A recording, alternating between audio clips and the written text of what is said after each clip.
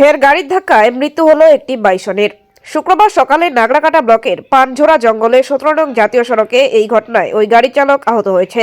আহত চালককে শুল্কাপাড়া গ্রামীণ হাসপাতাল থেকে রেফার করা হয়েছে। খবর পাওয়া মাত্রই ঘটনাস্থলে চলে আসে নাগরাকাটা থানার পুলিশ। এরপর আসে খুনিয়া রেঞ্জের রেঞ্জার সজল কুমার দে ও চালসা রেঞ্জের রেঞ্জার প্রকাশ থাপা। জানা গিয়েছে, এদিন সকালে জঙ্গল থেকে বের হয়ে একটি বাইসন রাস্তা পারাপার করছিল। সেই সময় দ্রুত গতিতে আসা একটি মারুতি ভ্যানের সাথে বাইসনের ধাক্কা লেগে যায়। আহত হয় চালক। ঘটনাস্থলেই মৃত্যু হয় বাইসনের।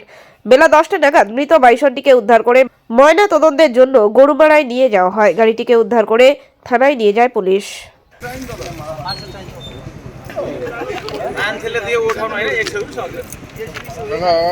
একটু সরব।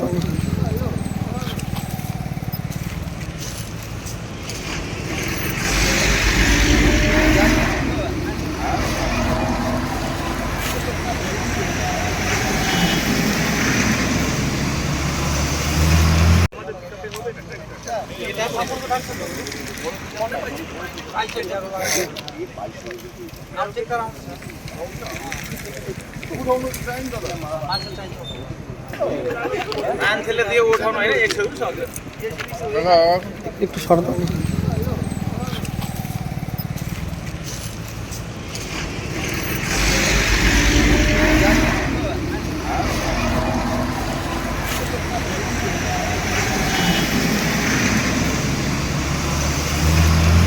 আপনার নামটা কি?